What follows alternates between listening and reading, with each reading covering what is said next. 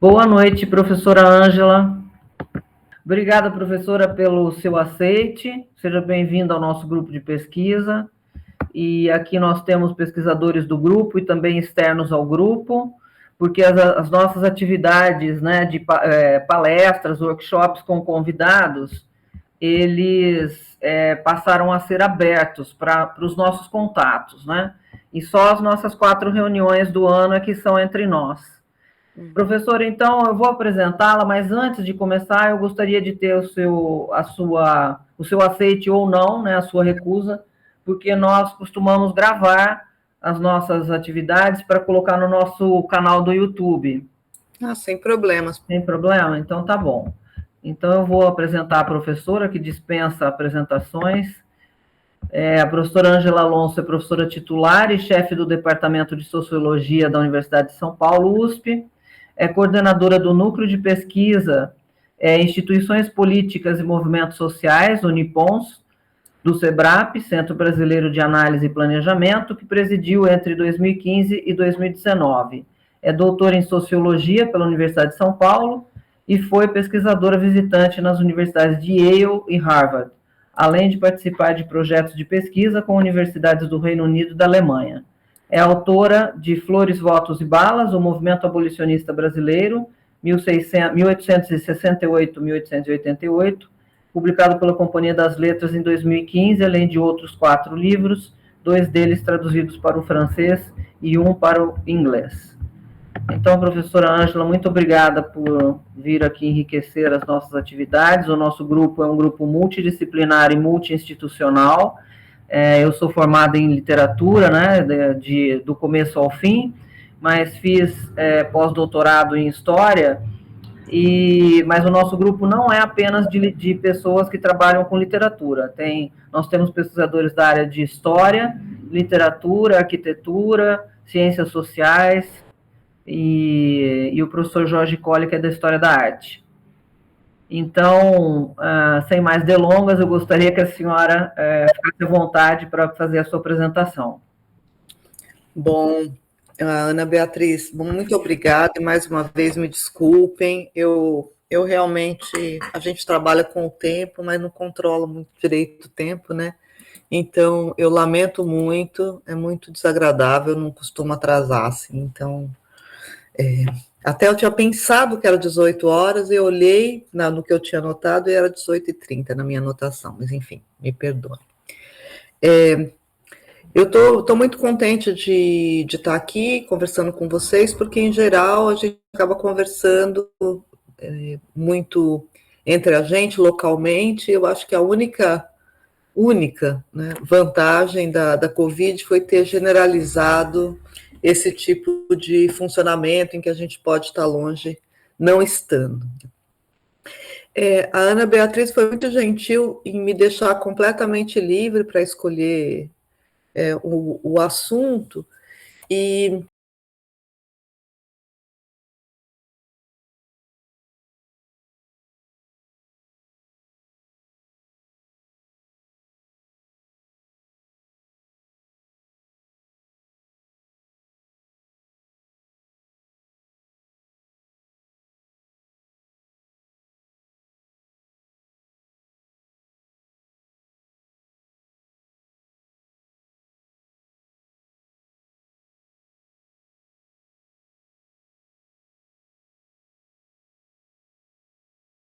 eu estava dizendo que eu fiz um livrinho pandêmico, que é na verdade é uma coletânea, né, que se chamou Panfletos Abolicionistas, e que eu vou tentar mostrar aqui para vocês os slides, falando um pouco do livro. Vocês estão vendo agora? Vocês podem ver o slide? Sim. Ótimo. Então, é um produto pandêmico, porque acabou que não teve nem lançamento, né? Eu tinha a intenção de fazer isso antes, e aí acabou saindo no meio do momento em que a gente não podia se ver, e então eu tenho apresentado ele agora como uma espécie de lançamento tardio, assim. esse é um livrinho que surgiu assim da minha insatisfação quando produzindo a pesquisa sobre o movimento pela abolição, eu fui vendo o tamanho da repercussão que os textos do Nabucco tiveram, né? E, por outro lado, o ocultamento, o esquecimento, na verdade, a desatenção para um texto muito parecido, produzido pelo Rebouças e o Patrocínio. Então, eu acabei produzindo esse volume, no qual estão os dois textos, e tem uma introdução na qual eu apresento um pouco esses textos em contexto e faço um pouco essa biografia do livro do Nabucco para mostrar como ele se tornou um clássico, né? Vou apresentar isso para vocês, então, de maneira, claro, condensada, mas é essa a minha apresentação. Então, primeiro, eu acho que é importante lembrar, né, o assunto que eu tratei lá atrás, no meu primeiro livro, que é o fato de que essas pessoas, o Nabucco, o Patrocínio, o Rebouças, eles não estavam escrevendo obras intelectuais. Na verdade, ali no momento em que eles estão produzindo, não tinha uma diferenciação entre um campo político e um campo intelectual, no sentido bourdieusiano, né, em que se pudesse pensar numa carreira típica dos intelectuais ou de leitores específicos de obras, existia um único campo público que era bastante elitizado, porque pouca gente era alfabetizada no Império, então as pessoas capazes de chegar ao ensino superior ou produzir no nível do ensino superior, mesmo não tendo diploma, né, como Quintino Bocaiúva, Machado de Assis, eram poucas. Então, o debate público englobava essas pessoas que eram limitadas e que, na boa parte das vezes, em cidades como Rio de Janeiro, todas, inclusive, se conheciam. Então, quando a gente está falando aí de produção escrita nesse momento, nós não estamos falando de um campo de produção intelectual, nós estamos falando de um campo de produção para o debate público. Por que isso é importante ressaltar aqui de novo? Se a gente for olhar para a hora em que o Nabucco escreveu esse texto, ele não é um intelectual. Uhum. Não existe o campo, mas nem mesmo a pretensão. O que o Nabucco nesse momento, é um deputado liberal que é um dos 5 articuladores nacionais da campanha abolicionista, né, que serão os mais importantes ao longo dos 20 anos da campanha. Então, o que ele é? Ele é um ator político. E o que eles estão fazendo? Eles estão fazendo política, né? Então, eles estão ali produzindo a campanha abolicionista de várias maneiras. Então, eles estão buscando apoio no exterior, desde os anos 1860, eles estão agindo no parlamento, que é onde o Nabucco brilhou, né? Mas eles estão também agindo na esfera judicial, na qual o Luiz Gama já estava trabalhando, né? O José do Patrocínio, sobretudo, fazendo conferências no espaço público, escrevendo na imprensa, e o Rebouças é um grande articulador do movimento desde o seu início, nos anos 1860, até o final. Então, a produção do texto do Nabucco precisa ser entendida nesta configuração de uma campanha nacional pela abolição da escravidão, na qual estão se escrevendo muitos textos de propaganda. Tem muitos artigos de jornal no país inteiro.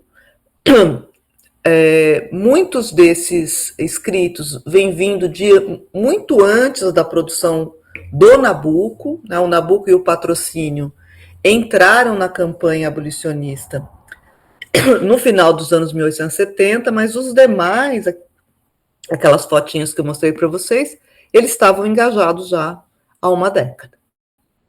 Então, esse contexto é importante para entender que tem uma campanha política em andamento, essa campanha tem muitos ativistas participantes, e ela vai produzindo argumentos contra a escravidão, vai produzindo textos nos quais esses argumentos são veiculados. Esses dois textos, o do Nabuco e o do Rebouças e do Patrocínio, eles foram produzidos no mesmo ano, 1883, e saíram, inclusive, no mesmo mês, agosto. O que tem de importante nesse ano, né?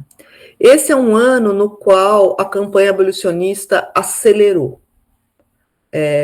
Na primeira fase, os abolicionistas começaram a utilizar também uma estratégia que tinha sido usada nos Estados Unidos, que nos Estados Unidos se chamou de free soil, que era a construção de territórios livres da escravidão, né, como eles chamavam.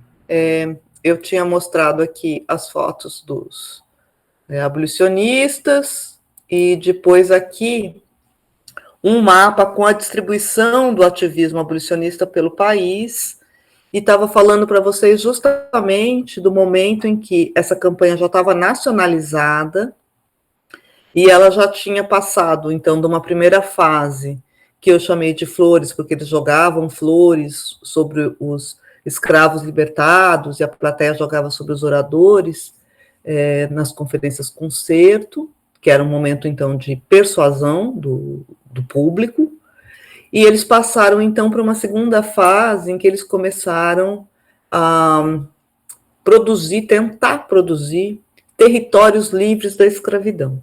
E aí, inspirados na estratégia norte-americana, que mandava os escravos fugitivos para o Canadá, eles pensaram em fazer isso, mas não tinham para onde mandar, então resolveram produzir um território livre no Brasil e focalizaram o Ceará, onde tinha poucos escravos e um presidente de província amigo deles, né, que era um abolicionista também, e um movimento abolicionista forte.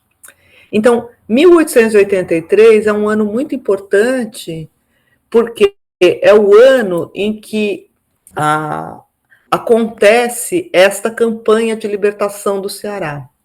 Eles declaram a libertação de Fortaleza, o Patrocínio viaja para lá e começa a peregrinar com os abolicionistas pelas cidades do Ceará para declarar as cidades livres. E, enquanto isso, o jornal dele na corte, e, sobretudo, o Rebouças, vão fazendo com que essas notícias sejam produzidas e ressoem nacionalmente e no exterior, onde o Nabuco está. Porque o Nabuco foi um deputado abolicionista em 1879 e 1880, depois ele perdeu a eleição exatamente por ser abolicionista, e ele foi como correspondente do Jornal do Comércio viver em Londres. Então, esse momento em que a campanha está acelerada, o Nabuco está afastado da cena política, né? Afastado, assim, presencialmente, né? Está em correspondência e tal, mas está longe. Então, tem aí um momento de radicalização progressiva da campanha abolicionista, que se expressa na produção de uma associação nacional. O movimento local, né, tem várias associações no país inteiro, mas aí o Patrocínio e o Rebouças criam a Confederação Abolicionista, que junta esse ativismo. Então, o momento de produção desses textos, do texto do Nabuco e do texto do Patrocínio e do Rebouças, é este ano. E aí, os textos são expressões do abolicionismo que também, mas do mesmo movimento, né, primeiro, mas também eles exprimem as posições dos seus autores, as posições físicas dos seus autores. O Patrocínio e o Rebouças estão no meio do furacão no Brasil. E o Nabucco está lá longe, em Londres. Por mais que ele saiba que a coisa está esquentando, ele está distante. Então, isso faz com que esses textos tenham características parecidas, né, mas estilos também diferentes. O Rebouças e o Patrocínio criaram uma série que eles chamaram de Confederação Abolicionista, que era uma série de panfletos que eram basicamente, a maioria deles, eu não consegui localizar todos, né, mas eles eram brochurinhas muito finas, nas quais eram transcritos os discursos pronunciados nos atos de campanha abolicionista, nas conferências. E eles começaram a produzir isso em massa, para distribuir pelo país inteiro. Ao mesmo tempo em que eles estavam lançando isso, o Nabucco, em Londres, produziu o texto do abolicionismo, mas que ele pensou como parte de uma série. Ele queria também, como a Confederação estava fazendo, ele queria fazer uma série, para a qual ele deu outro nome, que seriam Reformas Nacionais. E ele chegou a escrever para vários membros do Partido Liberal, como ele, da mesma geração que ele, todos abolicionistas, pedindo que eles escrevessem sobre as outras reformas da pauta liberal que deveriam acompanhar ou vir depois da abolição da escravidão.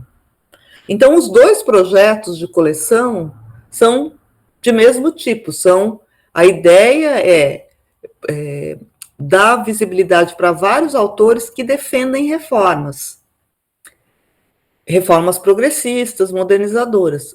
Mas o Rebouças e o Patrocínio tem um foco que é a abolição, enquanto o Nabucco abre mais o leque. E enquanto o Nabucco está pedindo para os outros escreverem textos que jamais foram escritos, ele próprio escreve um panfleto sobre a abolição. Só que quando ele acaba de escrever o panfleto dele e envia para o Brasil, o Rebouças e o Patrocínio já tinham lançado a série Confederação Abolicionista e também já tinham escrito o seu próprio Manifesto da Confederação. O que é interessante de ver é como os textos, embora escritos separadamente, em dois contextos, mostram bem como havia uma maneira abolicionista de pensar, né? Como as teses dos livros, dos dois textos, os dois panfletos, né? O livro não é muito adequado, eram as mesmas. Né? Então, os dois apontam a ilegalidade da escravidão, porque eles argumentam que os tratados que o Brasil tinha feito com a Inglaterra, ainda nos anos 30, e depois a abolição do tráfico, tornavam a abolição ilegal. Eles diziam que a escravidão era também ilegítima, frente ao direito natural, né, que deveria ser respeitado, segundo o qual todas as pessoas nascem livres por natureza. O outro argumento deles é que a escravidão é um regime inaceitável, incompatível com a civilização moderna e com a modernização dos costumes, da economia e de todo o resto. Os três apontam o caráter de herança colonial, os dois panfletos, de herança colonial da escravidão, como parte de um triângulo, né, que junta a monocultura e o latifúndio com a escravidão, e apontam também esse caráter de sistema social da escravidão que contamina, afeta todas as instituições políticas, todas as práticas sociais, todo o modo de vida da sociedade, inclusive a moral e os costumes. Então, do ponto de vista das teses, também os textos são muito parecidos.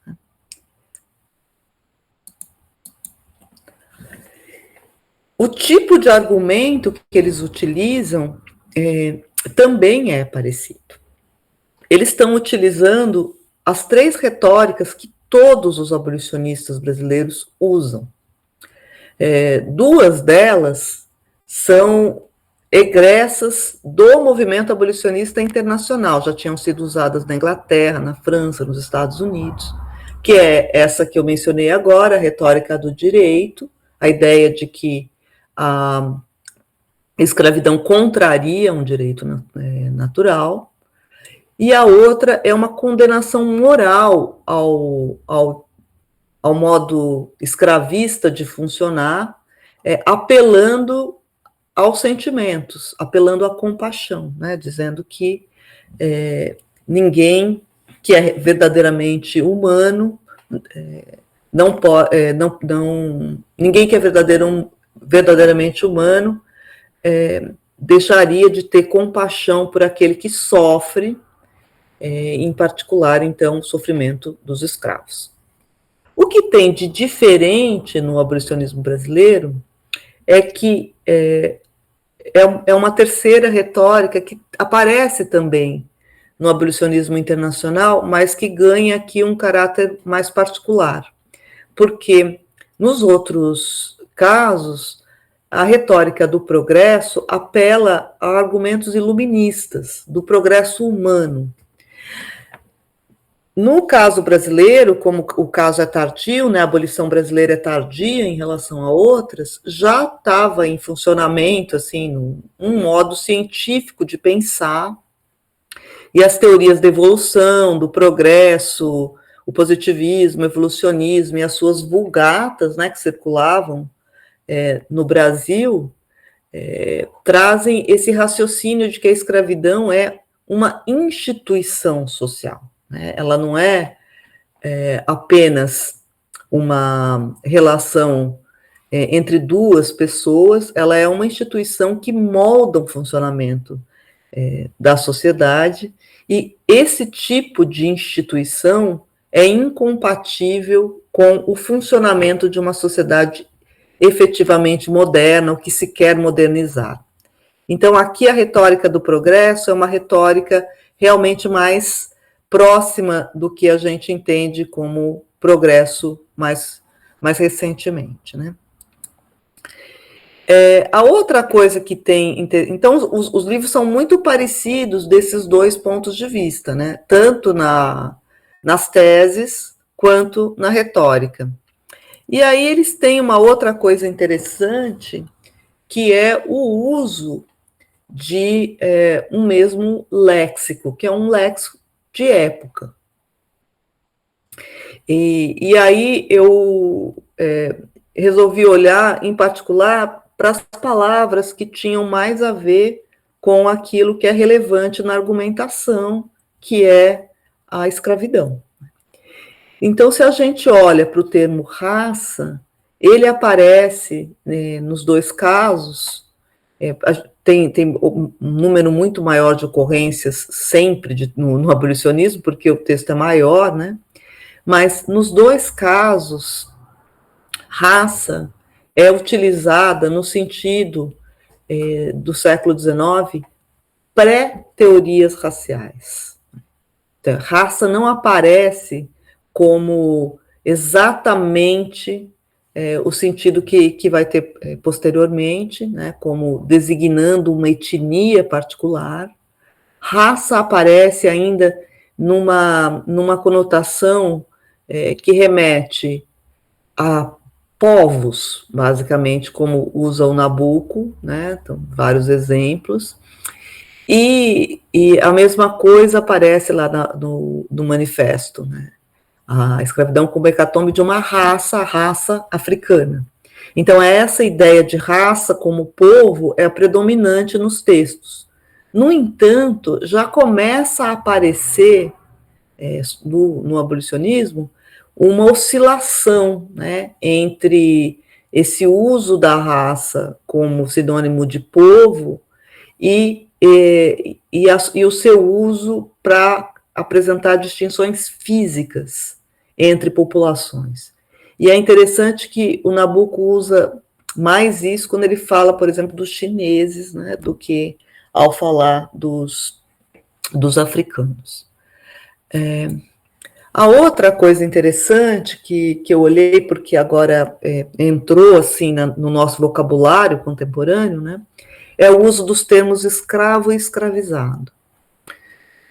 Escravo é o termo histórico, né, que falar em escravizado nos anos 1880 é um anacronismo, porque naquele momento se falava em escravo, escravização, até se falava, mas em geral era escravo, escravidão, né, esclavagismo, com L, inclusive. Não era comum o uso do termo escravizado para se referir a uma pessoa. O que a campanha abolicionista fez foi justamente produzir essa distinção como uma distinção relevante, associando a palavra escravo à mercadoria e a palavra escravizado à pessoa. Exatamente porque o que eles faziam nas conferências abolicionistas era levar uma pessoa até o palco e dizer, este aqui é um escravo. Não, ele não é. Ele não é uma mercadoria, ele é escravizado, porque ele vive sob uma instituição que o subordina a essa situação e ele será aqui publicamente libertado. Mas os abolicionistas estão inventando isso. Então, tem uma instabilidade nesse léxico também. E é interessante que escravizado aparece no texto do Nabucco, né, que é um abolicionista branco, e não aparece no Manifesto da Confederação Abolicionista, que é um texto produzido por 2 abolicionistas negros. A outra coisa que eu queria chamar a atenção de vocês é para o fato de que os textos eles são diferentes em refinamento. Não é à toa que o texto do Nabucco chamou a atenção depois, futuramente, porque ele é um texto mais refinado. Ele é um texto que recorre a vários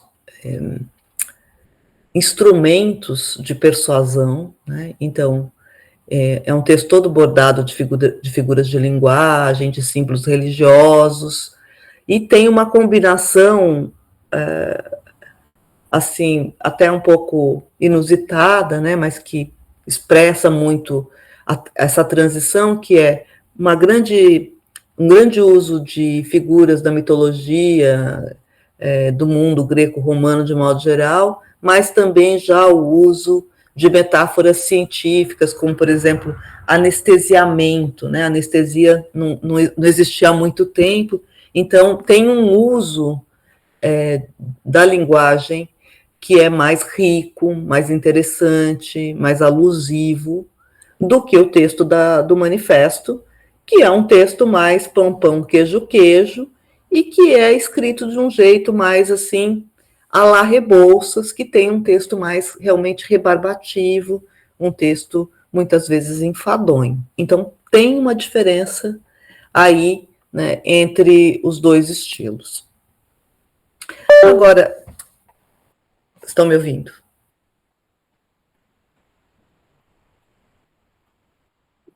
Bom, fez um barulhinho aqui, já assustei. Agora, o que tem de mais importante, de diferença, né? Não, claro que o estilo é importante, né?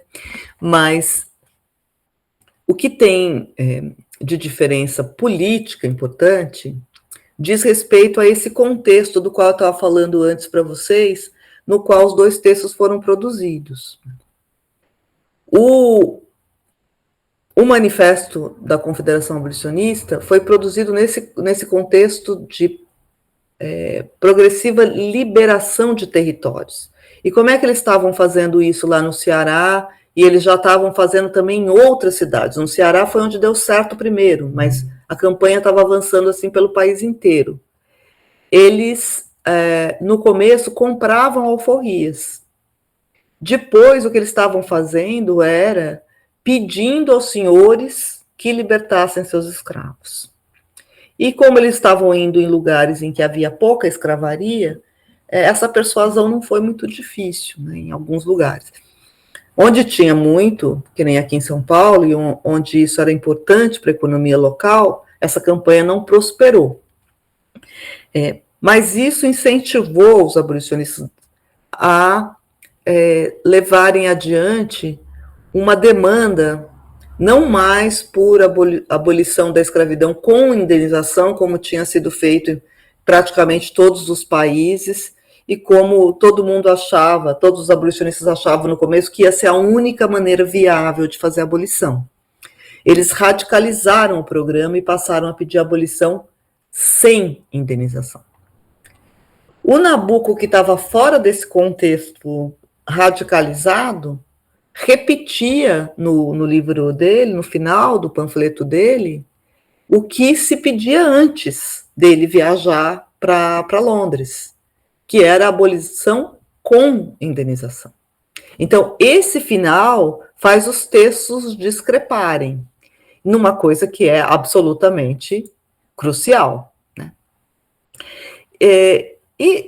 E, no entanto, é interessante que, mesmo assim, quando o Nabuco mandou o texto para o Brasil, alguns, né, os seus aliados mais próximos, disseram para ele que o livro era muito radical, né, que tinham medo das consequências para a carreira dele. Já os membros da Confederação Abolicionista acharam que o texto era muito moderado, porque, no fim das contas, eles já estavam pedindo outra coisa. Então, a solução, infelizmente, eu não consegui localizar esse panfletinho, mas a solução capciosa do Rebouças foi pegar o texto do abolicionismo tal qual o Nabuco tinha escrito e, em vez de distribuir como estava, distribuir uma vulgata do texto, que era uma versão reduzida, na qual essas diferenças entre o manifesto e o abolicionismo não ficassem assim tão claras, né? Então, o que ele fez foi fazer isso e produzir exemplares, né? Produziram muitas cópias para serem distribuídas. 5.000 cópias para distribuir pela Confederação Abolicionista. Parece muito, e era muito para o século XIX, né? Mas do manifesto, eles distribuíram 18.000. Então, duas coisas importantes aqui. Não havia cisão entre uma ala radical e uma ala moderada do abolicionismo. Embora houvesse diferenças entre os textos, eles foram tomados como textos do mesmo movimento e foram adequados, né? O do Nabuco foi adequado para poder ser distribuído como subsídio secundário do texto principal, que era o Manifesto da Confederação Abolicionista. E aí, o Nabuco, ao perceber que estava defasado, escreveu imediatamente um outro texto, que é um comentário de um livrozinho, assim, um panfletinho também, considerado radical, do Henry George, sobre reforma fundiária, a gente diria hoje, né? E, embora o Nabuco não chegue a defender a nacionalização do solo, como chama esse texto, ele defende aí uma reforma agrária nos moldes que o Rebouças vinha defendendo já há bastante tempo, né? E aí esse é um texto que está muito mais alinhado com o movimento abolicionista. Aí esse sim é incluído na série da Confederação Abolicionista, e esse é distribuído no momento em que o Nabuco vai voltar ao Brasil para ser candidato abolicionista, pela campanha abolicionista. Então, o texto do Nabuco, o abolicionismo, viveu poucos meses, porque logo ele foi substituído por esse aqui, e em seguida, o Nabuco, na campanha de 1884, faz uma série de discursos que daí o outro abolicionista, o Aníbal Falcão, publica em 1885, que são textos que reproduzem exatamente os argumentos do Manifesto da Confederação, né, já com a abolição imediata, reforma agrária, toda a agenda abolicionista. E aí, o que aconteceu, então, com o abolicionismo? Sumiu. O Nabuco, quando estava escrevendo, achou que o texto ia fazer o maior sucesso. Não fez. O texto sumiu para os contemporâneos e sumiu para o próprio Nabuco, que não tentou, em vida, o Nabuco nunca tentou reeditar o abolicionismo. E todas as vezes em que ele se referia aos seus textos e ao que ele tinha escrito, ele nunca valorizou este como o seu texto mais importante. Quando é que o abolicionismo se tornou esse clássico, né, como a gente o vê agora? Foi apenas quando, já depois da morte do Nabuco, a família começa a fazer empenhos no sentido de preservar a memória do Nabuco. Então, a filha dele escreve uma biografia, um pouco, relativamente perto ainda, né, da morte do Nabuco, pouco mais de uma década depois, e um pouco mais adiante, o filho, que é diplomata de carreira, como o Nabuco foi no fim da vida, se lança ao projeto de fazer as obras completas do pai. E aí, nessas obras completas, é que sai pela primeira vez o panfleto sem o seu título mais geral, né, que era, lembra que eu falei para vocês que era a ideia era uma série, então era Reformas Nacionais, que era o nome da série, 2 pontos, o abolicionismo. Aí, quando sai aqui, já sai sem o Reformas Nacionais e sai com uma produção relativamente grande, de 1.000 exemplares, mas muito menor do que a dos outros livros, que saíram com 5.000, 10.000 exemplares. A grande operação de consagração, no entanto, acabou de ser construída, foi coroada pela atuação de um outro membro da família Nabuco, um primo do Nabuco, que era, então, deputado federal, e que escreveu artigos e ensaios sobre o Nabuco, produzindo a ideia de que o Nabuco era um grande intelectual, além de um grande político, e como estava em vias de acontecer o centenário de nascimento do Nabuco, o Gilberto Freire, que é esse primo, convenceu Luiz Viana Filho a escrever uma biografia nova do Nabuco e publicou mais uma vez, né, fez uma nova edição das obras completas, na qual ele incluiu coisas que não estavam incluídas nas primeiras obras completas, inclusive os discursos parlamentares.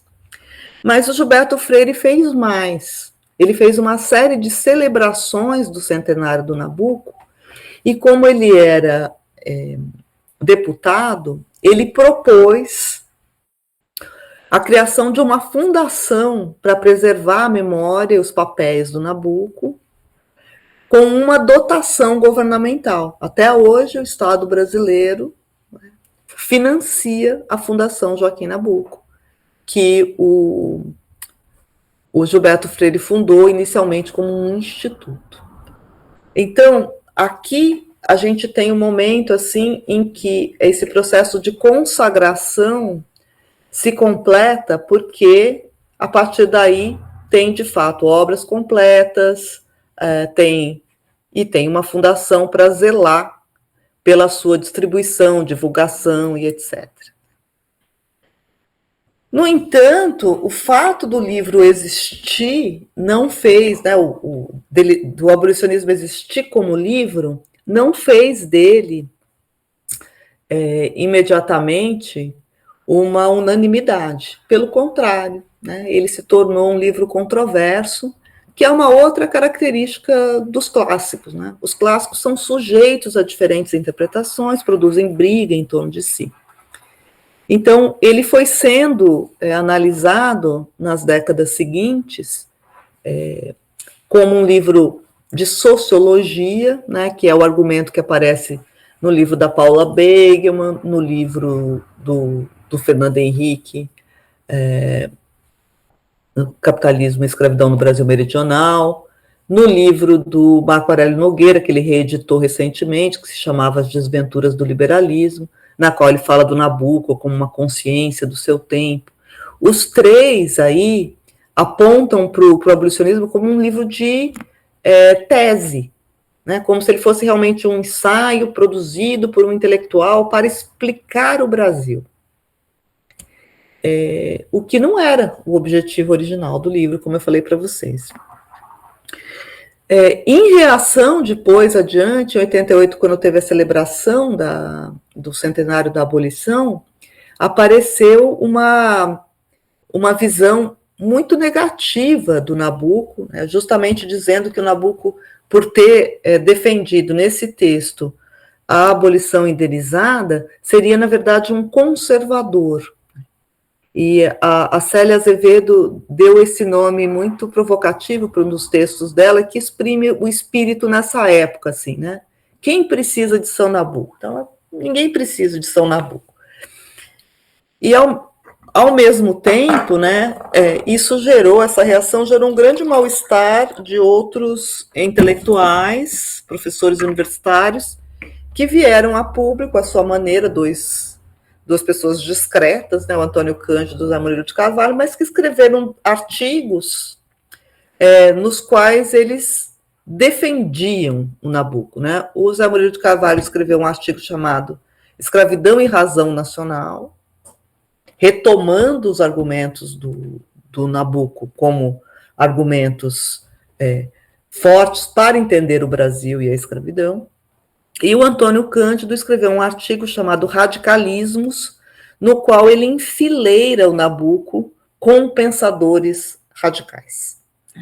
Então, os dois fazem uma operação de desagravo, digamos assim, do Nabucco. E em 2010,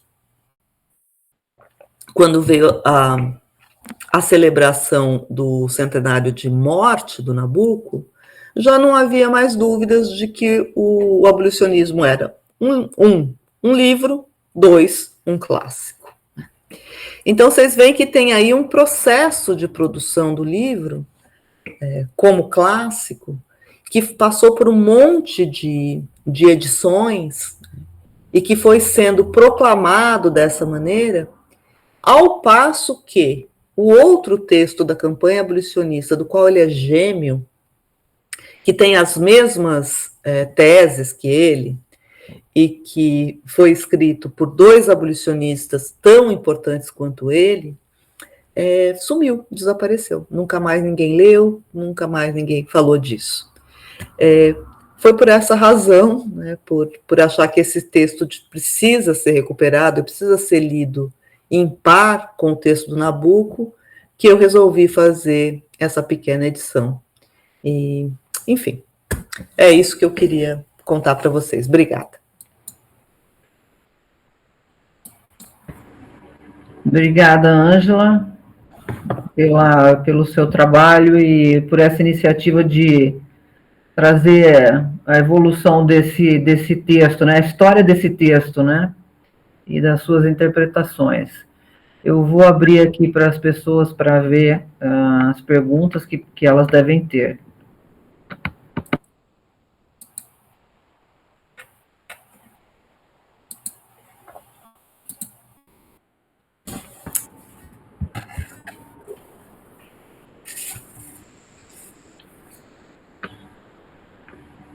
Moisés, Micaele, Rafael, Bruna. A Bruna é sua fã.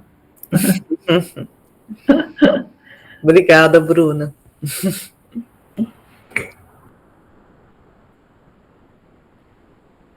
Fiquem à vontade para perguntar qualquer coisa, não tem. Professora, boa noite. Boa noite. Eu tenho uma curiosidade em relação a duas cidades aqui no estado de São Paulo. Uma é Americana, outra é Santa Bárbara do Oeste. Eu suponho que talvez você já, pela fisionomia, eu peço perdão porque a minha câmera ela não está pegando aqui, está ocorrendo um problema, e houve alguma interlocução entre os abolicionistas brasileiros com os americanos, e como que se deu essa, se por um acaso, né, houve, como que se deu essa migração, a presença dessas pessoas, desses fazendeiros, né, egressos aí da Guerra dos Confederados, como que o governo imperial aí já em franco declínio, ele recebeu essas pessoas. Eu não sei se é algo muito específico isso, mas é uma das tantas peculiaridades aí da realidade de sala de aula, né? Em sala de aula. A gente acaba tratando desse assunto, né, do final do século XIX, as questões que tocam aqui as irmandades, né, a formação das juntas de alforria, até alguns detalhes em relação ao município cidade de Campinas, que eu achei muito curioso quando eu acabei acessando um documento que é documento público que estava em um canal, quando eu estava fazendo uso de uma rede social, que comentava sobre a Sociedade de Auxílio e Apoio Mútuo de Homens de Cor, enfim, mas para mim não prolongar muito a minha questão, eu tenho essa curiosidade acerca desses dois municípios aí e como isso vai gerar um efeito talvez desagradável em relação ao movimento abolicionista aqui no estado de São Paulo.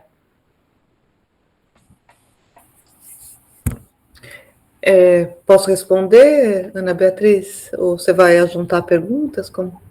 Não, pode ficar à vontade. Obrigada. Então, Raoni, obrigada pela pergunta. Eu ri porque eu estou justamente trabalhando com esse caso. Mas eu vou responder mais geral essa pergunta, depois eu conto um pouco disso. Os abolicionistas fizeram conexões internacionais, né? Desde, na verdade, dos anos 1860, o Tavares Bastos, que não era assim membro do movimento abolicionista, porque ainda não existia um movimento, mas era um cara que tinha já essas ideias de divisão de terras e de trabalho livre, de abolir a escravidão. Ele fez contato com os abolicionistas ingleses e depois, mais ou menos na mesma época, nos anos 1860, o Abílio Borges, que é um dos meus personagens aí, ele fez também essa conexão com os abolicionistas europeus e ele fez o uso de uma estratégia que não deu certo, né? Mas que foi assim, audaciosa, que era de buscar o apoio do Papa para abolir a escravidão no Brasil. Isso tinha sentido religioso, mas também político, porque o Brasil era um Estado religioso, né? O Brasil não era um Estado laico. O catolicismo era religião de Estado. Então, a ideia era influir sobre o ânimo dos governantes por meio do Papa. E isso não foi bem sucedido, mas já dá para ver que eles estavam buscando apoios internacionais desde esse momento. Depois, nos anos 80, né, como eu falei, o Nabucco estava em Londres, mas antes dessa residência dele em Londres, ele viveu lá entre 82 e 84, em 1880, logo que ele foi apresentou no parlamento, ele foi eleito em 79, e ele apresentou no parlamento uma proposta de abolição bem gradual, mas que mesmo assim foi bem mal vista, né? E ele ele fundou uma associação junto com o Rebouças. O Rebouças fundou duas em 1880, uma com o patrocínio, outra com o Nabucco. E o Nabucco foi para Londres, foi para a Europa, fazer o que o Rebouças chamou de uma missão abolicionista. O Nabucco foi a Portugal, a Espanha, a França e a Inglaterra, e em todos esses lugares ele se encontrou com abolicionistas e fez eventos públicos, saiu matéria em jornal. Então ele fez realmente um rebuliço, assim, que fez com que a questão brasileira, o problema brasileiro, ficasse visto internacionalmente e mal visto, né? A ideia era fazer pressão de fora para dentro sobre o país. Um pouco antes de viajar, ele tinha convidado o que era o equivalente ao embaixador americano para um jantar, no qual o Hillard, que era o nome do cara, declarou apoio à abolição no Brasil, embora, Raoni, ele fosse um ex-confederado. Ele próprio, Hillard, tinha lutado do lado escravista nos Estados Unidos, mas aí ele fala, depois eu vi que, na verdade, bom Jesus, aquilo tudo era uma ilusão, a gente achar que... uma ilusão não, mas enfim, ele diz assim que, no fim das contas, o trabalho livre mostrou tanta vantagem, né, para a sociedade americana, que ele passou a achar que a abolição tinha sido um bem. Então, tem aí uma internacionalização da campanha, e os Estados Unidos é parte dessa estratégia. Aí o Nabucco planeja ir aos Estados Unidos, fazer campanha e encontrar o filho do Garrison, que é um grande abolicionista da campanha abolicionista americana. O Garrison já tinha morrido, mas o filho dele, que representava o legado do pai, né? E ele se correspondeu, o Garrison mandou apoio e tal, mas ele nunca chegou aí, efetivamente, aos Estados Unidos, aí por razões, enfim, financeiras e logísticas. Quem foi aos Estados Unidos foi o Rebouças. Só que a reação, o Rebouças já tinha ido várias vezes à Europa, bem recebido, na França, na Inglaterra. Em 84, em 82, o Rebouças foi visitar os abolicionistas ingleses com o Nabucco. Quando a abolição acontece no Ceará, o patrocínio vai a Paris e é banqueteado pelos abolicionistas franceses. Então, é uma campanha super internacionalizada. Mas quando o Rebouças chega nos Estados Unidos, ele é recebido não como abolicionista, um lord que ele era e tal, ele é recebido como negro. Não tem hotel para dormir, não é aceito em nenhum círculo. Então, assim, é uma experiência absolutamente traumática do ponto de vista pessoal para o Rebouças, e é também definitiva, pelo menos no caso dele, para deixar de pensar os Estados Unidos como um modelo, né? Que é uma coisa que ele tinha na cabeça. Agora, o outro pedaço da sua pergunta tem um pouco a ver com esse contexto, né, que o Rebouças encontrou quando foi para os Estados Unidos. A abolição nos Estados Unidos aconteceu, como vocês sabem, mediante uma guerra, né, uma guerra civil. Embora assim, os historiadores hoje apontem para outras possíveis causas relacionadas, sem dúvida, a declaração de emancipação do Lincoln foi um evento decisivo para que a guerra fosse desencadeada. E aí, depois do fim da guerra, os confederados remanescentes, muitos confederados remanescentes, saíram do país, né, porque a ideia deles era manter aquela sociedade como ela era, baseada na escravidão, como funcionava no sul dos Estados Unidos. E aí tem várias excursões, né, confederadas. Eu tive fazendo pesquisa nos Estados Unidos e é interessante como eles têm destinos diferentes, assim, são histórias muito aventurosas, porque a maioria delas não dá certo, né? Mas vem várias excursões para o Brasil, né, vão para o México, para a América Central e tal, mas para o Brasil tem tentativas de constituição de colônias, sobretudo em São Paulo, tem também no Pará, né, uma que não dá certo, tem mais para o sul, também não dá certo.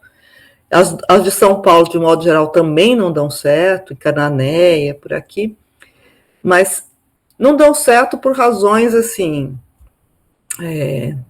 doenças, enchentes, as coisas mais variadas. E por que eles vêm para São Paulo? Porque São Paulo é que está bombando, né? O café está em expansão e tem incentivos para vir, tem ferrovias, então o transporte até Santos é fluvial, mas de Santos para São Paulo tem um trem já, e tem um trem que chega até Mogi, né, que foi inaugurado ali pelos anos 60 e pouco, e que que é uma região, então, estão se abrindo grandes fazendas de café. Ainda não existiam esses municípios, né, de Americana, que vai ser justamente resultante da imigração que vai parar lá. Mas eles vêm em busca de reinstituir o modo de vida que eles tinham nos Estados Unidos. Então, eles compram grandes propriedades, eles querem construir um modo de vida escravista e eles adquirem escravos. Então, a campanha abolicionista em São Paulo inteira é muito difícil de ser feita, e por isso que acaba sendo também em São Paulo que as ações mais ousadas e os conflitos mais violentos acabam acontecendo no finalzinho da campanha abolicionista, né? Então, a partir de meados de 1887, assim, é que começa a ter um monte de fuga de fazendas, os abolicionistas invadindo fazendas e tentando resgatar, como eles falavam, né, os escravos, e os fazendeiros respondendo com milícias armadas. Eu li agora recentemente os documentos que o chefe de polícia de São Paulo, da província de São Paulo, recebe nesse momento, e tem coisas acontecendo na província inteira, não tem força repressiva suficiente. Em outubro de 87, quando o exército fala nós não vamos mais caçar escravos fugidos, o governo local não tem condições de controlar, né? Então, aí é que essas milícias privadas começam a agir com força, e aí o caso mais escabroso é o caso da Penha do Rio do Peixe, em que um delegado que tinha escravos fugidos, abrigados na sua casa, é morto pela elite da cidade, liderada por 2 ex-confederados, que têm fazendas ali na região, né, o John Klink e o James Warren. eu fui fazer pesquisa para procurar as biografias dos dois e tal, porque eu quero escrever alguma coisa sobre esse caso em particular. Né? Então, tem aí uma implantação confederada e uma tentativa de resistência à mudança que é levada a cabo ali com uma virulência que não aconteceu em nenhum outro lugar. Boa noite, professora Ângela. Muito interessante a sua fala, adorei. Essa ideia do abolicionismo como um clássico, também eu tinha essa visão, mas foi interessante acompanhar essa desconstrução do abolicionismo como esse clássico. A minha questão é em relação até um pouco disso, né, em relação a essa reação contrária ao movimento abolicionista ou a favor da escravidão, né? Porque no meu mestrado, eu estudei o Louis Couty, as ideias dele, aí ele tem um texto onde ele vai escrever um livro publicado em 1881 chamado A Escravidão no Brasil. Uhum.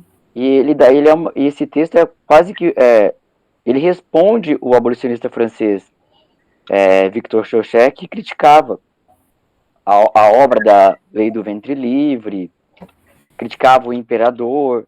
E o que vai acontecer quando o Schœlcher publica, ele faz uma fala, e essa fala tem uma repercussão na imprensa parisiense, onde ele está criticando a escravidão no Brasil e o imperador. O Louis Couty está lá em Paris. Ele veio para ser diretor do Museu Nacional, e ele está lá em Paris fazendo divulgação do que ele atuava aqui. E ele responde o Schœlcher numa crítica, falando que ele não entendia bem como que era a lei, porque o Louis Couty era favorável à lei, ele era favorável a uma abolição gradual, sem muitas transformações. Então, aí o Louis Couty tem essa discussão com ele, e a sociedade brasileira contra a escravidão vai se posicionar contrária ao Louis Couty. Vai ter uma discussão dele ali com os membros da sociedade. Depois, a própria Gazeta da Tarde, eu não aprofundei nessa discussão com a Gazeta da Tarde, mas a Gazeta da Tarde ela vai fazer uma série de críticas ao Louis Couty, porque ele vai publicar um monte de texto em periódicos, e reúne num livro publicado em 1884. Assim, eu queria entender como que o abolicionismo lidava com esses defensores da escravidão, não o Estado em si, né, ou os fazendeiros, mas alguém que articulava em favor da escravidão naquele contexto. Uhum. Então, a gente tem ou pelo menos tinha até um tempo atrás, uma crença baseada em nada, né? Mas de que não existiam escravistas no Brasil, né? Então tem uma ideia assim, todo mundo, a abolição parece que é um acontecimento assim, um dia, né? De repente a coroa resolveu fazer a abolição. Porque pensar que tem escravismo é pensar que uma parte significativa da sociedade brasileira ficou por séculos, né, mantendo uma instituição tão perversa. E compromete, em particular, uma imagem que foi sendo criada pelos monarquistas na Primeira República, de que a coroa era uma grande benfeitora, de que o Segundo Reinado era um tempo de grande civilização, né, de costumes e tal.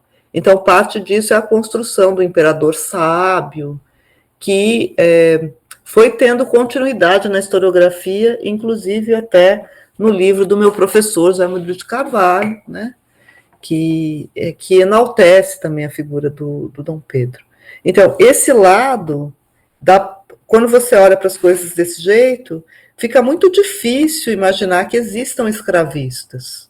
Porque se você está num regime, né, em que a coroa, em princípio, manda, e ela manda...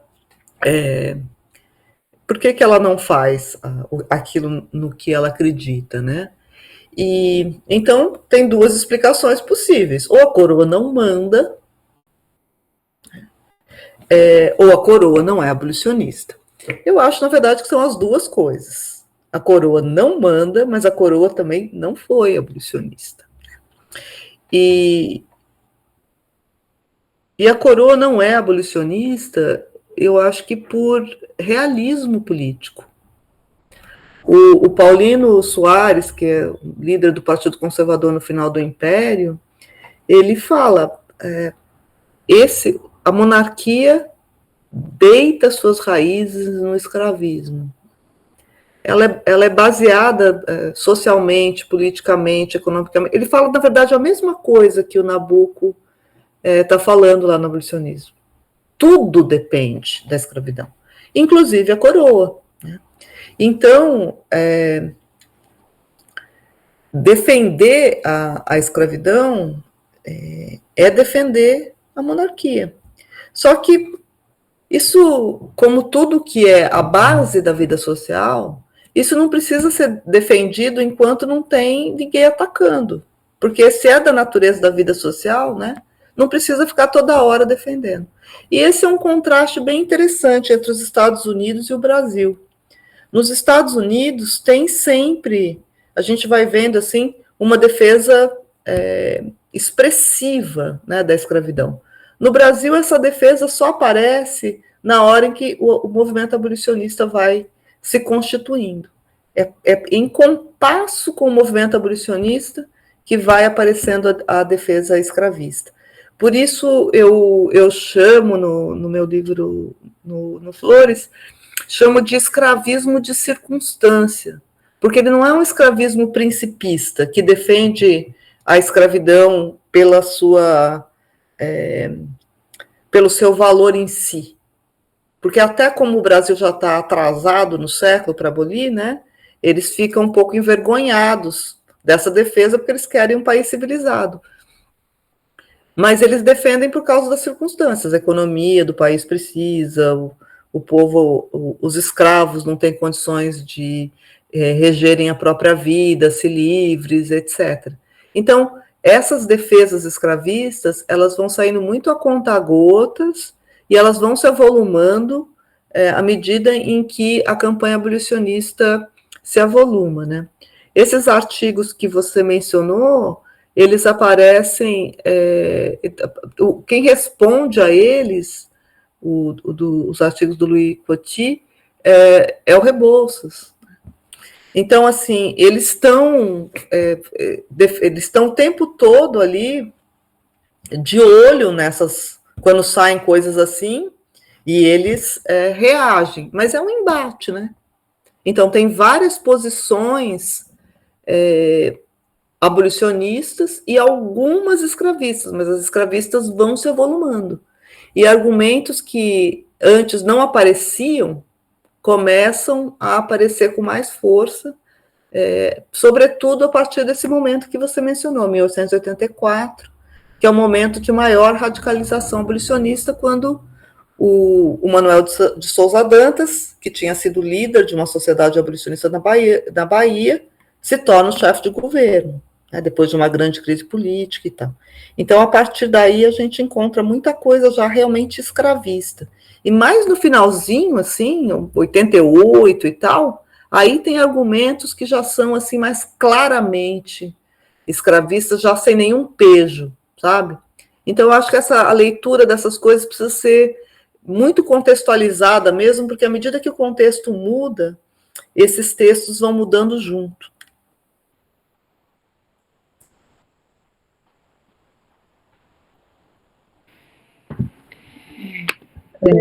A Patrícia quer falar. Não, se você ia falar, Ana? Fica à vontade. Não, na realidade eu ia fazer duas perguntas, porque o Joaquim Nabuco, né, na minha formação, ele até cita como nas ideias, né, que ele, da juventude dele, que ele se inspirava, ele cita o Lamennais, que é um socialista cristão, né, ele cita o Lamartine, tem toda essa ligação com o pensamento do Victor Hugo, toda essa ligação com o pensamento revolucionário francês até da primeira metade do 19, né? Então, uma das questões que eu ia fazer era se, principalmente o Rebouças quando vai para a França, ou o próprio Nabucco, se eles têm esse diálogo com esse primeiro socialismo, digamos assim, de alguma forma, nas posições abolicionistas. E também, agora que você estava falando, né, sobre a ausência, né, da defesa do escravismo, né, eu trabalhei um pouco no período anterior,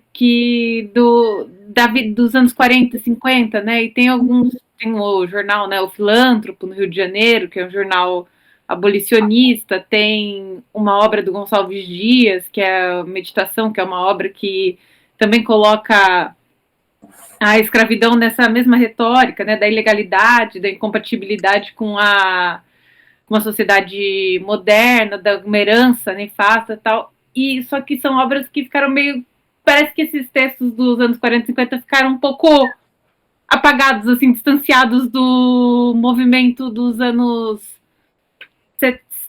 60 em diante. Eu ia perguntar se nos textos dos anos 60 em diante eles fazem alguma retomada, de alguma forma se referem. E eu também fiquei pensando que nos materiais, nos jornais mesmo que eu trabalhei, eu vi poucas defesas, por exemplo, trabalhei com os jornais estudantis de São Paulo, eu vi poucas defesas abolicionistas, mas nenhuma defesa do escravidão.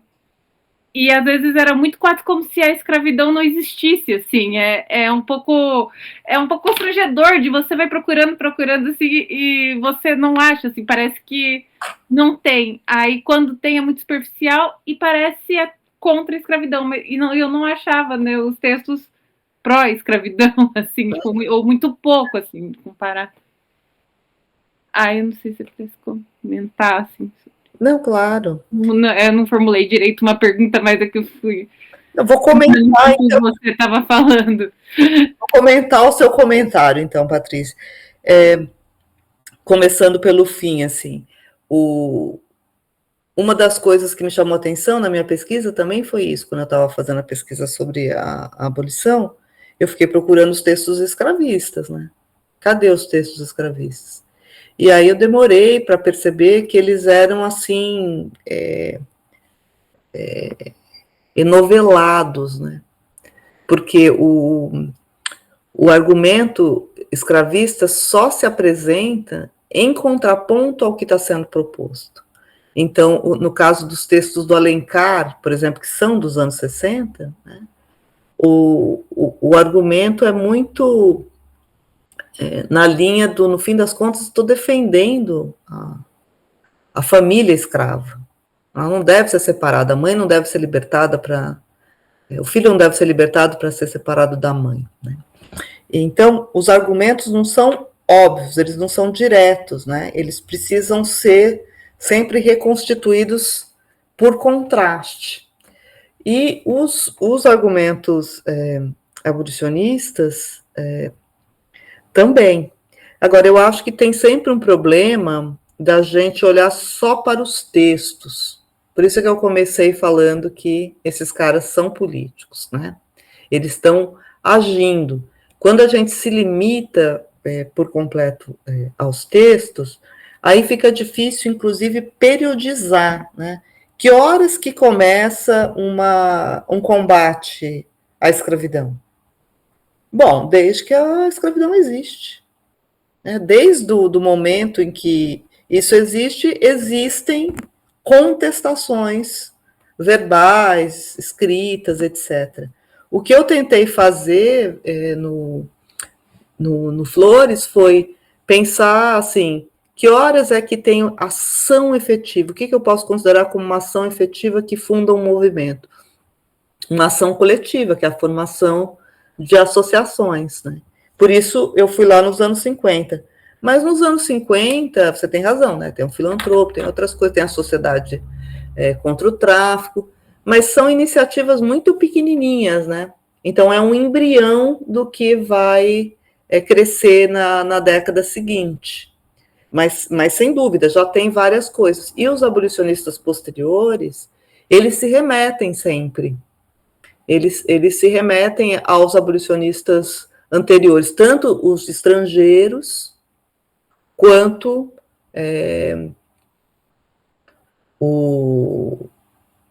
e daí os franceses, os ingleses, etc., quanto aqueles que no Brasil, de alguma maneira, podem ser enfileirados, como Nabucco faz no abolicionismo, numa tradição abolicionista. Ele cria uma tradição no abolicionismo. Ele vai falando, se a gente olha para trás, tem o Castro Alves, tem o Bonifácio, desde da independência. Então, tem uma invenção de tradição, assim. Né? Nós sempre fomos, é ao contrário até, nós sempre fomos abolicionistas, né? O outro lado é que sempre defendeu o escravismo. Então, eu acho que tem, sim, uma dificuldade de expressão, uma dificuldade não, né? Mas uma demora de ter uma expressão abolicionista avolumada. Isso só vai acontecer, de fato, na década de 1880. Não sei se eu te respondi, assim, será?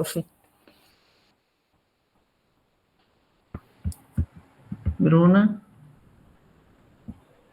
Obrigada, professora. Como diz a outra professora, a professora Ana, eu sou sua fã. Eu gosto muito do seu trabalho, realmente. Obrigada. E aqui eu queria só também um comentário, na verdade, sobre como o Nabucco foi lido. A senhora comentou alguns pontos, né, de que a Paula Beigelman, o Fernando Henrique, leram o Nabucco ali como um intelectual. Na década de 80, isso já foi ali repensado, ele foi muito criticado como um conservador, né, pensando ali que ele está defendendo a escravização com indenização. E depois isso foi também repensado, né, quando a gente olha para os trabalhos do professor Antônio Cândido e do professor José Murilo. Eu só queria entender um pouquinho mais o que acontece na década de 80, que existe essa aula, assim, sob qual justificativa o Nabucco foi lido dessa forma, porque ele foi tirado de um contexto, né, para ele ser lido dessa forma, assim, eu queria entender um pouquinho mais essa linha. Bom, obrigada, Bruna, por ler as minhas coisas. Sabe que tem esse negócio, né, quando a gente escreve, a gente não sabe nem para quem escreve, muito menos se alguém vai ler, né? Então é muito legal quando a gente encontra leitores. Em 88, o que aconteceu, eu acho que precisa ser também contextualizado, né? 88 é o ano da Constituinte, né? A Constituição é promulgada é o ano da Constituição, é promulgada, e é um momento em que acontecem muitas coisas. Porque se a gente olhar para o processo constituinte, para a Constituição resultante, né, ela ficou chamada, inclusive, de Constituição Cidadã, ela tem várias agendas inclusivas, é uma Constituição muito progressista, mas ela tem, assim, declarações de princípio para a regulação posterior. Então, a gente pode pensar que a Constituição resulta do movimento pela redemocratização, coroa esse processo, mas depois também ela abre uma agenda para movimentos particulares, né? Então, a questão ambiental, a questão da terra e a questão dos direitos para afrodescendentes. Começa. Então, a partir daí, dá para ver com clareza assim, que começam a se constituir com mais força movimentos em torno dessas agendas. E então, nesse momento, em 88, quando acontece a celebração do centenário da abolição, você tem esse contexto. E as lideranças negras, nesse momento, e os seus aliados, assim, no mundo intelectual, que eu acho que aí tem muito o pessoal da Unicamp, né, forma um grupo muito nessa direção, esse contexto é o contexto de novos heróis, e de preferência heróis negros, né? Então, eu acho, daí eu sempre chamo atenção para isso também, né? O meu herói particular é o Rebouças, não escondo de ninguém. Mas não é um herói do movimento negro. Então, naquele momento, o movimento negro decidiu abraçar um herói que era uma figura revolucionária. Porque o Rebouças, ele é um negociador. Ele é um homem da política no seu sentido pleno.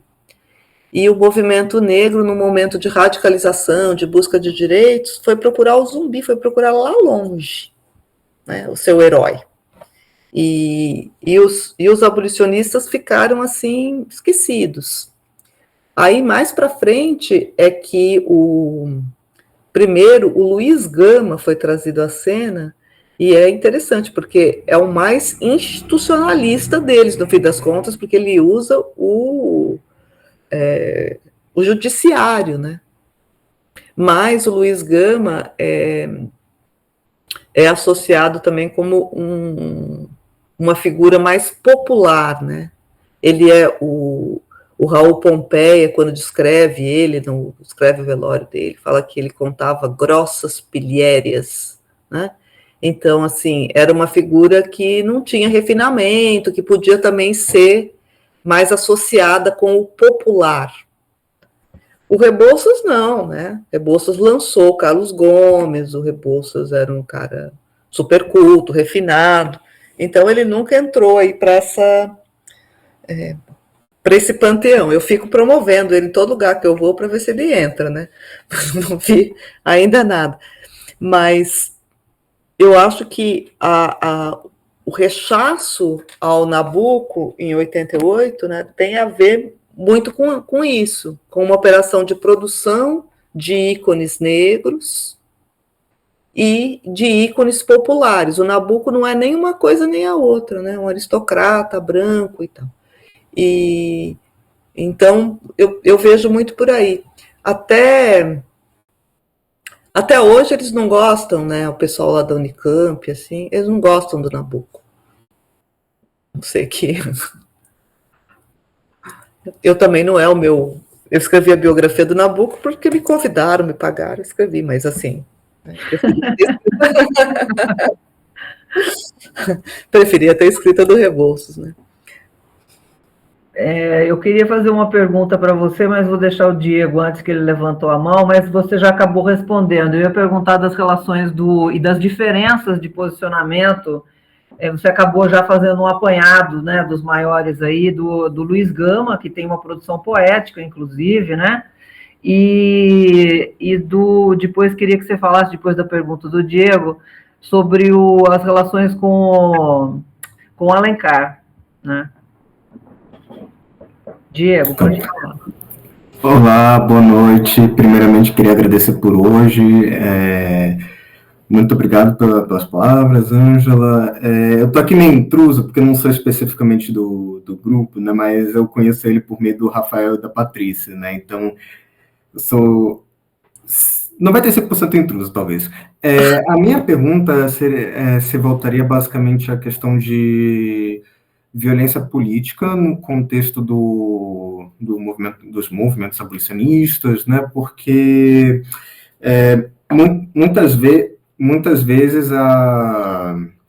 tem essa discussão se a violência seria uma forma legítima ou não de conseguir mudar esse status quo, e eu gostaria de saber se tem como que seria mais ou menos um pouco essa discussão dentro do abolicionismo, em especial se teria alguma diferença na visão de um possível uso de violência dentre abolicionistas brancos e abolicionistas negros, se de alguma forma tinha uma polarização nesse sentido.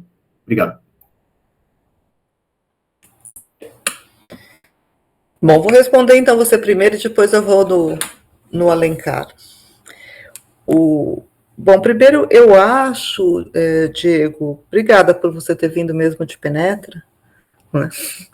Eu acho que essa ideia, a ideia de que tem movimentos e a ideia de que tem uma ala radical e uma ala moderada, eu acho que são falsas dicotomias, assim. Primeiro porque o movimento, eu acompanhei por 2 décadas, assim, o movimento é um. Mas o movimento, como todos os movimentos, vocês são jovens, devem participar de movimento, sabem que os movimentos têm divergências internas. O tempo todo, tem facções, tem posições. Isso não quer dizer que são movimentos. Né? Quer dizer que eles estão disputando para ver o que publicamente vai aparecer como a posição coletiva. E tem um lado que perde, um lado que ganha. E sempre tem nos movimentos um lado que fala, ó, vamos para o pau. Se a gente não fizer alguma coisa mais radical e tal, a gente nunca vai fazer isso aqui. E tem sempre um lado que fala, não, mas se a gente não for pelas instituições, se a gente não respeitar as regras do jogo, a gente também não consegue se estabelecer, né? A nossa agenda também não avança. Então, do meu ponto de vista, assim, não tem isso. Tem, sim, debates, e isso acontece durante todo o período, né, da campanha abolicionista, entre eles, para ver que horas usar a violência, se é o caso de usar a violência. Então, tem, assim, desde o começo tem essa conversa. Se é melhor incentivar os escravos a fugirem, ajudar esses escravos a fugirem, ou se é melhor lançar candidaturas ao parlamento. Agora, a solução dominante no movimento é de aproveitar as oportunidades que se apresentam. Então, assim, num primeiro momento, eles começam a fazer campanha realmente de persuasão, porque eles não são em número suficiente para fazer nada. Eles são muito poucos. Isso que eu estava respondendo antes à Patrícia, nos anos 50, eles são literalmente meia dúzia de pessoas, né? Então, eles precisam capitanear apoio, que é o que eles fazem desde o começo, fazer proselitismo, seja presencial, seja por meio de publicações, para angariar adeptos. Depois, quando eles crescem, e que começa essa campanha de libertação de territórios, que eu estava mencionando, aí eles se lançam ao parlamento. Em 84, você tem uma coalizão de candidaturas abolicionistas. E essa coalizão é apoiada por todo mundo que está na jogada. O que você poderia dizer assim, o Luiz Gama nunca foi candidato a nada. Bom, ele morreu. Né? Então, também tem um pouco, assim, outra vez, a periodização é muito importante. Não é que ele é um radical e não sei o quê, ele morreu em 82. Ele morreu no momento em que a campanha estava começando esse processo de radicalização. Depois, quando chega em 85, que tem um governo repressivo, que começa a mandar a polícia quebrar e perseguir abolicionistas e invadir os eventos abolicionistas, o movimento inteiro vai para as opções, digamos assim, da ação direta. Porque aí você vê, tem assim, declarações no jornal, o patrocínio foi declaração no jornal. Os abolicionistas sinceros estão todos preparados para morrer. Então, aí tem a formação de redes de fuga em vários lugares, tem no sul, no norte do país. Eu mapeei pouco, porque é uma atividade clandestina, ninguém vai ficar escrevendo, olha, gente, eu fiz aqui um negócio de fuga de escravos, né? Guardem para a posteridade, porque as pessoas podiam ser presas, mas provavelmente tinha mais. Mas é nesse momento. E, assim, eu acho que o que o que torna isso mais eficaz é a colaboração da população. Então, eu achei exemplos, né, não dá para saber se era volumoso, mas exemplos de escravos que iam disfarçados, mas que não disfarçavam muito. Tive um escravo disfarçado de mulher em Salvador, assim, né, um homem disfarçado de mulher que encontra pelo centro do Rio de Salvador, sendo levado para sair da cidade. Então, você vê que, assim, sem uma certa conivência, né, de simpatizantes, isso aí também não tinha vingado. Então, eu acho que o momento em que essa radicalização acontece é um momento em que a escravidão já não tem mais legitimidade social, sabe? Então, desse ponto de vista, não é uma ação tão radical mais, porque ela é uma ação já... a escravidão já não é mais aceita por todo mundo. E mesmo nesses rincões escravistas, né, já começa, assim, vários proprietários aqui de São Paulo, a partir do finalzinho de 87, começo de 88, já começam a libertar os seus escravos e tal. Então, esses casos, como que eu mencionei da Penha do Rio do Peixe, é uma exceção, assim. O que não dá para saber é se, aí a gente fazendo, né, extrapolando, assim, se essa resistência tivesse se prolongado, se teria havido também uma radicalização maior do lado abolicionista. Se os abolicionistas realmente, porque pelo jeito eles estavam nesse processo de se armar também. Mas eu acho que não são duas alas, sabe? Eu acho que é o movimento. O Nabuco escondeu o escravo na casa dele.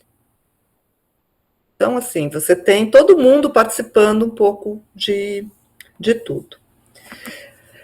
Agora, com relação ao Alencar, Ana Beatriz, você quer que eu fale do Alencar?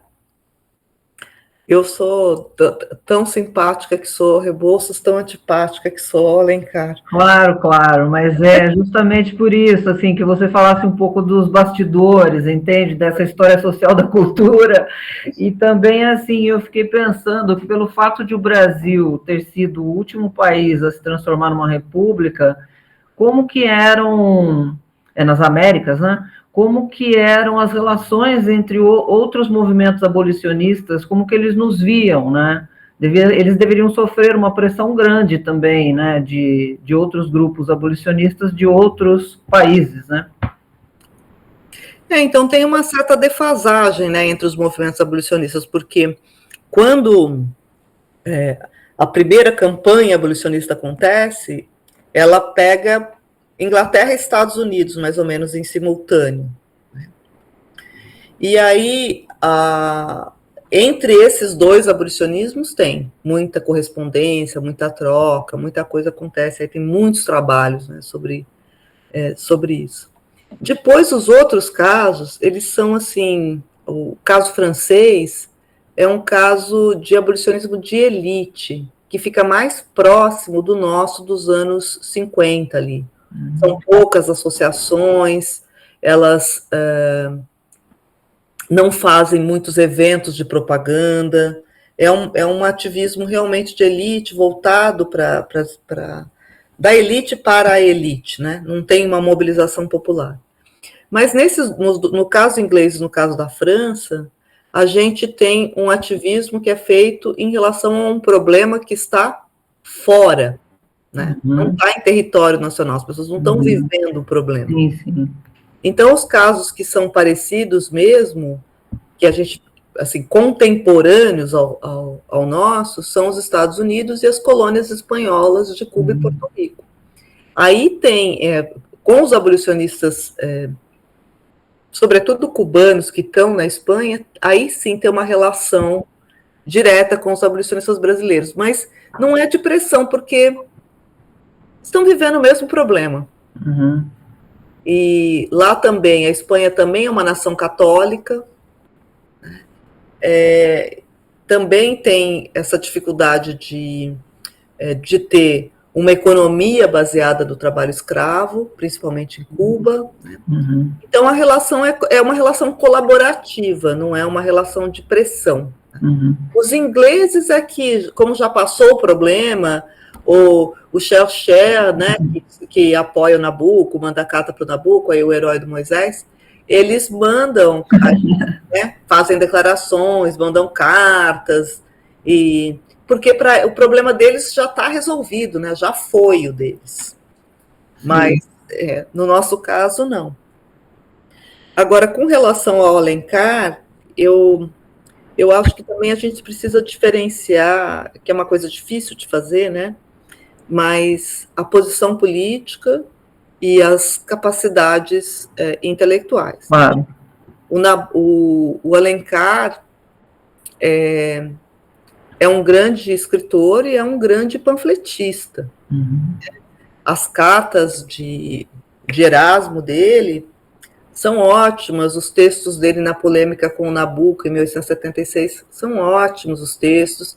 Ele escreve muito bem, ele é muito afiado, ele é muito imagético, né? Então, eu não estou, de jeito nenhum, contestando. Eu li todo o Alencar, eu acho. Sou, assim, fã literária dele, assim. Mas o Alencar é, como todo mundo naquele período, como eu disse, um homem público, né? Então, ele está fazendo as duas coisas. Ele está no sistema político e está tentando criar um sistema literário. Uma literária.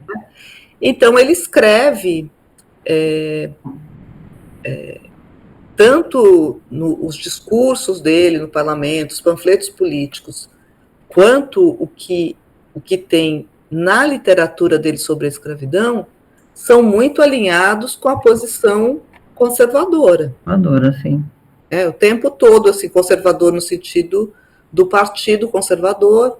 Então, a posição dele é mais, assim, exacerbada na discussão do ventre livre, quando ele faz esses argumentos, que é quando saem as cartas de Erasmo, etc., e que ele faz argumentos contra, em que ele inverte, né? Ele fala, bom, separar a lei do ventre livre, ela é que é uma falta de compaixão ao separar a criança da sua mãe, e etc. E mesmo, né, nos textos literários, né, nas peças, né, no Mãe, O Demônio Familiar, ele coloca sempre uma espécie de moral negativa na liberdade e na figura do escravo, né? E tem um trecho que eu até cito um pouquinho, assim, mas quem me chamou a atenção quando eu estava começando isso foi o Roberto Schwartz. Ele me falou, você lembra do Tronco do Ipê? Li o Tronco do Ipê lá na adolescência, lembro nada, né? E ele falou, não, tem lá uma cena do Batuque, vai lá ler o capítulo do Batuque. E aí eu fui ler lá a cena bom, li o livro todo de novo, claro, mas realmente é uma cena na qual que ele chama de Batuque endemoniado, né? Em que tem não só uma explicitação da posição política dele, né? Tem um personagem que fala todas as posições que ele tem no parlamento, que é essa de que a escravidão brasileira é suave, que ela é boa, como tem uma visão depreciativa dos africanos, dos costumes, da religião e etc. Assim, né? Tem essa associação com a sexualidade. Então, tem uma série de estereótipos também que o Alencar ajudou a construir. Uhum. Então, eu acho que tem ele tem essas duas faces. Facetas, né? Essas duas faces escravistas, na literatura e no discurso político, e, ao mesmo tempo, ele tem esse outro lado de estilista, né, de romancista, e mesmo de pensador político, né? Os textos dele sobre o sistema de votação são textos muito contemporâneos, assim, muito no debate com o Stuart Mill e tal. Então, também a gente não precisa pensar que as pessoas são um bloco, né, que elas são conservadoras inteiramente ou liberais inteiramente. Ele é uma mistura, como todos nós, no fim das contas.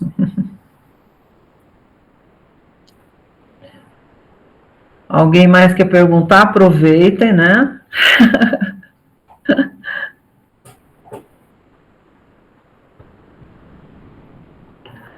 Bom, acho que a gente tirou a barriga da miséria de abolicionismo. Ângela, queria te agradecer, foi uma apresentação maravilhosa, a gente aproveitou muito, e um tema fundamental para a discussão sobre o século XIX brasileiro e internacional, né? Então, muito obrigada. Obrigada a você pelo convite, a vocês todos que que vieram, foi um prazer, e mais uma vez me desculpem aí pela minha confusão de horários. Não, sem problema. E a gente vai, então, colocar no nosso YouTube e depois eu aviso você. Tá bom? Tá. Um grande abraço. Bom trabalho aí para vocês. Obrigada. Tchau, boa noite.